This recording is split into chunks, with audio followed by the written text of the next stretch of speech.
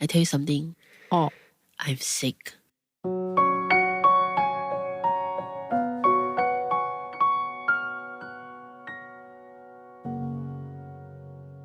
You're listening to Jom Sembang, Malaysia. Okay, today we're going to talk about all the illness that we have that we don't tell people. The title shall be Illness We Do Not Talk About. Okay. So we're going to talk about it now. We just don't talk. It's the silent episode. Yeah. I just felt that I think what inspired this episode is how when I go out and interact with people or have my usual thing like have a meal or something, and then sometimes I do something that is maybe based on my medical condition that I don't tell people, and then they start to make fun of me. So I start thinking like, but if I want to tell you the whole situation, it's going to take a whole half hour. It's not like a one sentence thing. So I felt that I find myself when people nowadays, let's say they don't eat certain things, I no longer very kepo and asan. I'll just say, okay, I just assume that they have reasons for it because I know I have reasons for certain things. Okay. So yeah, that is what inspired today's episode. Alright. But people laugh at you lah. Yeah, they do one. Make fun one lah. Yeah, so they do one. I don't know, actually maybe I also do that. Okay, but share more like an experience maybe. Like okay, so like when I'm growing up, when I was 7 years old, I was at school. After school, the bell rang. Everyone was rushing home, and there was this boy who pushed me into a drain, and I ended up spraining both my ankles, very bad. Like I didn't walk for 2 months. Oh no! That kind of sprain, you know. So ever since then, every time if like I need to walk on uneven grounds or something that have to do with a lot of feet strength or walking up slopes, I feel that I bring that trauma with me. Okay. That feeling of like, oh, better be careful because I can remember how it goes back then. So for me, I carry that trauma. So when I walk, like maybe I'm a bit reluctant with slopes, a bit reluctant with stairs. Okay. Because I carry a past trauma with me. Right. But then when I tell people, then people say, oh, you're so lazy, why you don't want stairs? A bit of stairs only won't kill you one. But to me, hello, don't kill me, but I comes with this baggage that, you know, it's a mental stress thing. Okay, it's not a physical stress thing. About how you gonna push into the hole. It's like too long a story lah. Sometimes in that situation, you don't have time to actually go into it, or you don't even want to tell. Correct. You don't even know these people well enough, right? Yes. So like those are the things that, I find lately lah, especially, you know, as I gain more weight, then I find, I better be careful with my joints. Because if I injured it, it's painful lah, and it will take longer to heal. So I will very careful. So unless I really absolutely need to climb a stairs, I don't mind waiting for the lift. Because I have that, okay lah, if I go stress, I sleep one, then after I cannot walk forever. Like it's a mental trauma. It's not so much of a physical disability kind of thing lah. And I suppose people come with preconceived ideas, right? I mean, okay, so example, if I am with friends and we are going up to the first floor from the ground floor. Okay, Malaysia is ground to first floor. We're a bit weird that way. And it's like, walk lah, you're still young what? Correct. Young means you are able to walk up, and people don't think there might be other things, or I don't know if you had injury or it doesn't necessarily mean that if you choose not to walk up, it's like because I don't know. I don't know. We just think it's lazy lah. Correct. Or don't exercise lah. Yeah. Or whatever. So for me, like stairs is also something that I rarely do, is because I find that I breathe very hard. By the time I reach up there, I cannot talk to you already. It's like, by the time some people, right, as they walk up the stairs, they talk, then I'm like, I really like, you know, focusing on the steps, but also breathing. Or when I reach up there, the first thing I want to do, they talk, right, I'm like, catching my breath, you know, or stuff like that. And sometimes it can be embarrassing. Right. So for me, catching the breath stuff is because back when I was much younger, I was an asthma patient. So my asthma is so bad that I remember, I think between the age of 5 to 8, twice a week I must go clinic to put extra oxygen. Man. Wow. So coming from that kind of background, like certain things I know that when I do, right, my breath get very heavy and stuff, right? It also origin from somewhere. Yes. So I feel like, I just need to take my breath lah. Why you? I finish already. Okay, walk 2 stairs already. Come, let's go to meeting room and start talking. Then I'm like, but okay, so like yours, you have medical reasons or historic reasons. Historic. But I remember once, right, the first time I realized I went up this flight of stairs And when I reached I think it was 3 flights. I reached the top. I was like seriously out of breath. Even the last flight, I was like, how come, you must be carrying a laptop bag. Yes, but you see, I didn't realize I had my luggage bag, but it was small. It's like, overnighter, I don't carry a lot of luggage when I was like, then I reached the top. And I was embarrassed because I felt like, how come the person next to me was like, okay. Correct. But then I realized I got into the room, I put my bag down, then I'm like, oh yeah, I'm carrying these extra kgs. And the other guy who was there, he was just walking up with me. It was not like, no extra burden. But you know what? If I had been the other person, sometimes I don't, I'm not aware enough to notice that, the person might be carrying this extra baggage or extra whatever, and then, or extra load. And then I might actually think, wow, I fitter than her. Or him, something like that. But it's our own psyche. We're not aware. And then we make things awkward for other people. Correct. So like, for example, when we're going up Mount Kinabalu. Oh, yes. Like, because it actually stays there, if you have asthma like 10 years before or something, it's not considered a risk. I remember looking at the list and going like, hey, got asthma here. Yes, I remember that. She was like, there are many, many reasons why I shouldn't climb. Correct. It says that I can climb, but then I was thinking back, because you think about all the trauma. It's a lot actually, a lot of what we call the medical trauma sometimes that come. I mean, those are, like you said, illness that you have before this lah. Okay, maybe after a break, we come and talk about illness that we actually have now that we don't talk about. Okay.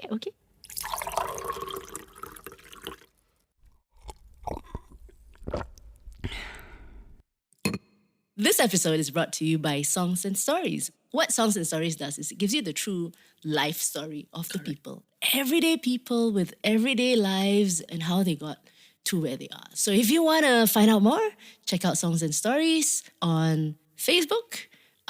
We are also on Twitter and YouTube. And yeah, actually, you just Google lah.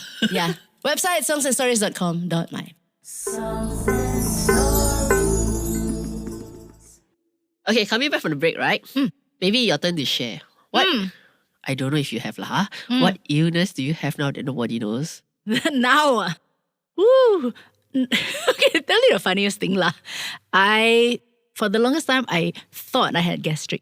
So I did not like to talk about it because then people keep asking you to eat. No, because people every 2 assume, hours they just, hey, eat something after you gastric, eat something. They assume that I don't eat regularly. But I do Actually, yeah, Juwita eat 3 meals a day. When you live with your family member, you cannot skip meal. I mean, if you live alone like me, right, you can skip meal. But if you're family, right, it's on point on your meal. So it's very annoying, right, when you get a gastric attack and then people tell you, oh, because this lah, or because that lah, or because this lah, or drink too much coffee lah, or too much spicy lah, or okay lah, the coffee one. But then also I actually don't drink a lot of coffee, okay right? I think you only drink maximum 2 cups a day. I don't think you drink paling more. Paling maximum is 2. Yeah, not too bad. My spice level also is like, hello, my god must take like 5 times more than me, So yeah, I'd rather people don't talk about it. Let me just handle. If I'm in pain, never mind about what your comments are. And unless you're going to make me comfortable, don't talk about it. Well-intentioned. Yeah. But it doesn't help lah, because in your mind, it clouds it even more. Like, I just want to get through this. Can you not just like manja me for? It's not like I'm asking for a lot of manja also. Correct. Yeah, but that would have been the main one. Yeah, but I've seen you in gastric pain that's quite bad. Like cold sweat one. Because I'm not a gastric patient. So when I see Juwita, then I'm like, oh, like that one. Like, so pain until you don't feel like you want to say anything. True. As a friend lah, you go like, okay, just let her manage her whatever cold sweating she's doing, Yeah. Okay, so following from that, I said I thought I had gastric, right? Turned out it was gallstones. So actually now I'm not sure whether I actually do have gastric, but everything that my symptoms were pointing to was actually gallstones. So similar symptoms. Well, now I don't really know what are gastric. True. So during that time, right, do you ever feel like, hey, I eat consistently, yet I still get gastric? Yeah, sometimes then I was like, is it stress? Then I get very confused lah. Is it stress or is it what I'm eating, stuff like that? Is it milk? Then people say, oh, take apple cider vinegar. Then, but then it could also backfire. Then like, oh, this is good for you, but then very confusing. True. Then I found out it was gallstones, right? So the very, very few people that I mentioned to also have the whole thing to like, oh, that means you tahan kencing, is it? Like when you're small, you never go Oh, they toilet. also got comment. Gallstone also they got comment leh. Alright. But then gallstone and not kidney leh. They all so biology wrong. I don't know. So I have to tell, oh, this one is gallstone, not kidney. And then some people don't know the difference, or I don't know. So even with the gallstones, there's a whole lot of Correct. Oh, it could be this. Oh, sometimes they tell you like that day somebody said, hey, actually I read somewhere, right? It could have been your milk intake because you take milk every morning. That kind of conversation helps because it's like, you know what I do, and then you're like, hey, actually it's like be, troubleshooting, it could be, but things like, oh, it means you tahan kencing, is like, no, I go toilet quite often, And even worse if they say it out loud in front of everybody. Right. If they say between you and me, like, hey, is it like that? It's fine, But if you say in front of, like, let's say having dinner, there's like 10 people, then you're like, what is this? Personal attack. Yeah, so yeah, lor. Then I suppose after a while, you pick and choose who you confide in or you tell lah. But then cannot lah, because news will get around one. Yeah. Okay, back to your gallstones, okay? Not kidney, Just in case, gallstones are in gallbladder. Gallbladder is called humperdu, Yes. which I find out that all of us know what's humperdu, but we don't know what's a gallbladder. Betul.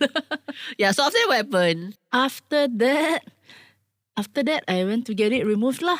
So, right, of course, when you remove one part of your body, Yeah. then your lifestyle also a bit changed, maybe. It's supposed to change. Supposed to change. So my amazing surgeon. Okay. So I was trying to ask him like, okay, so then what should or shouldn't I do? He's like, okay, 2 weeks already, take out stage already. Then I'm like, so, diet-wise, what should I do? Then he said, well, technically you should stay away from fatty food, oily food, dairy, because, the humperdu is supposed to, the thing that comes out, the bile is supposed to break down the fat. So now you have that lack of that storeroom to pump out the bile.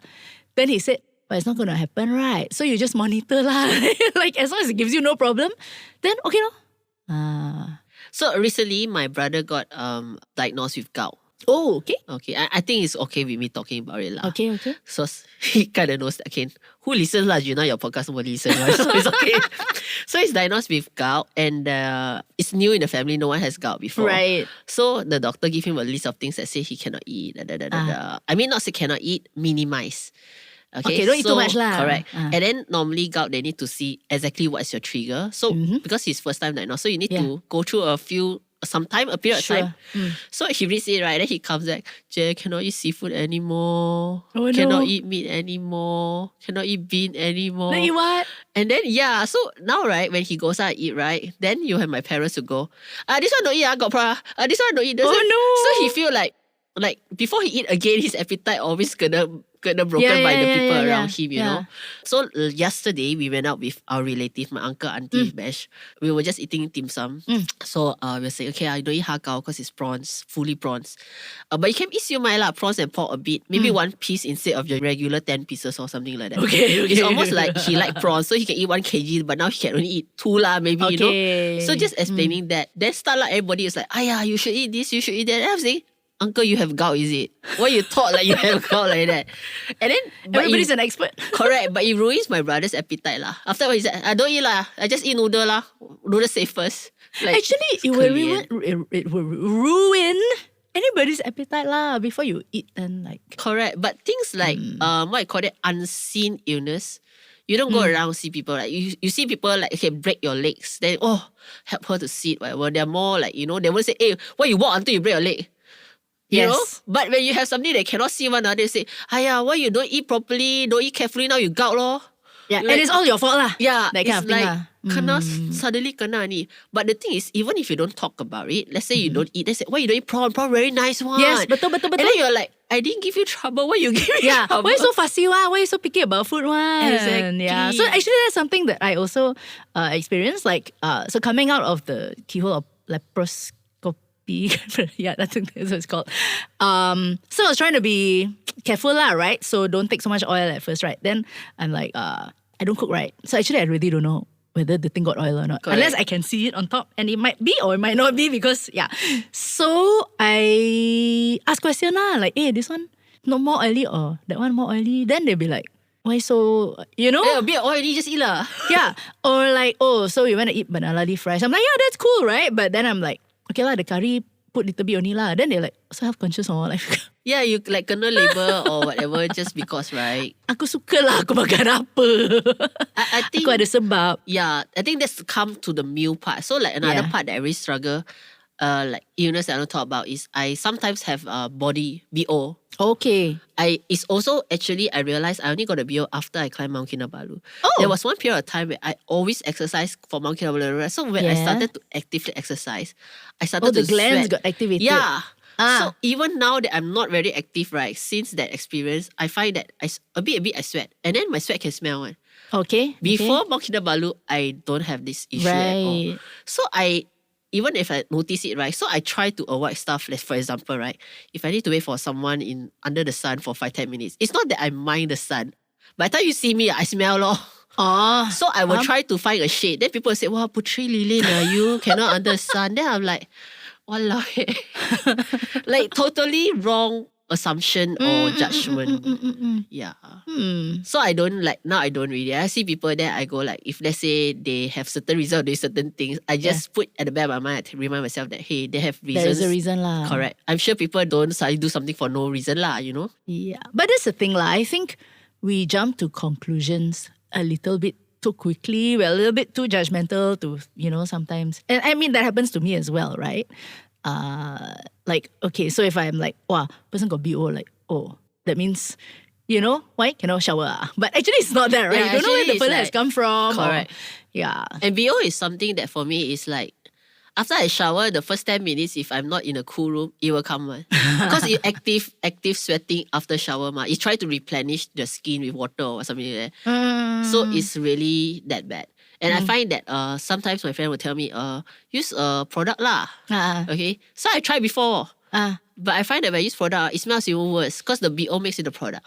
Oh. It's like double punch of BO. Then I say, I think no product better for now. Or at least looking for the correct product is very important lah. Yes, I do agree. And then also now with all the things about, products that are cancer inducing and stuff. So I have been pretty careful with what I use as well.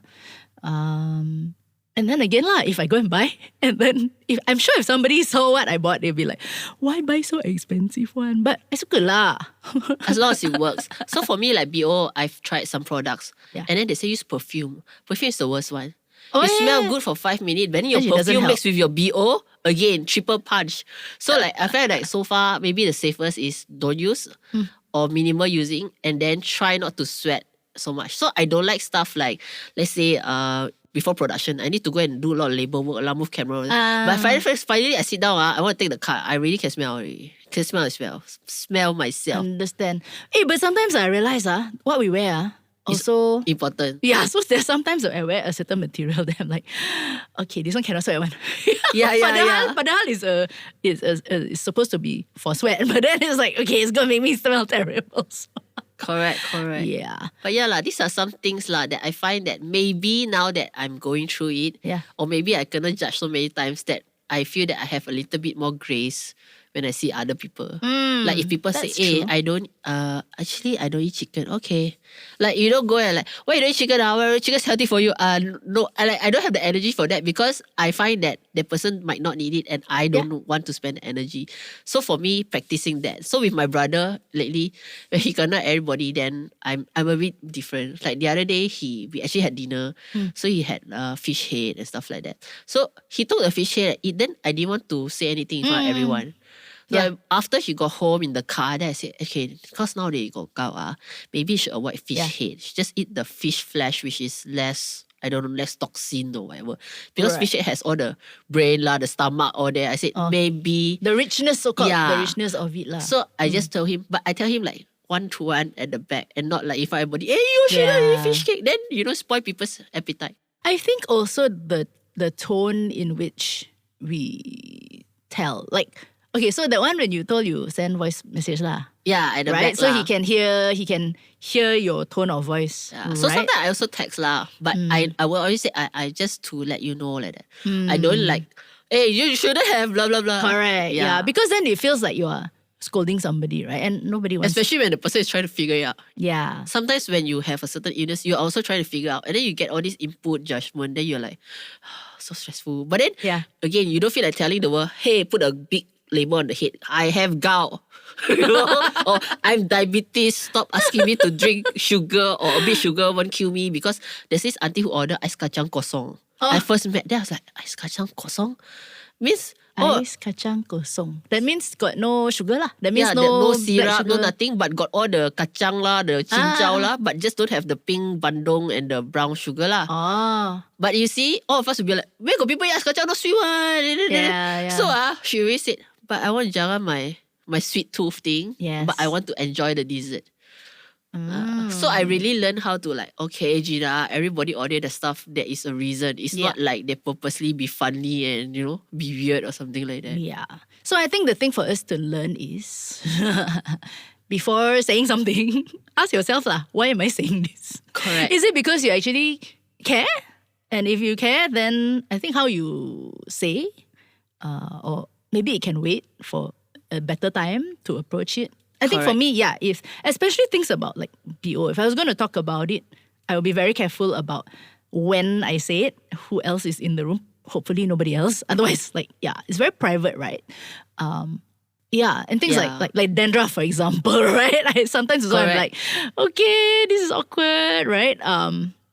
So finding the right time and how you manage it is quite Number one is whether do you know this person close enough to actually care.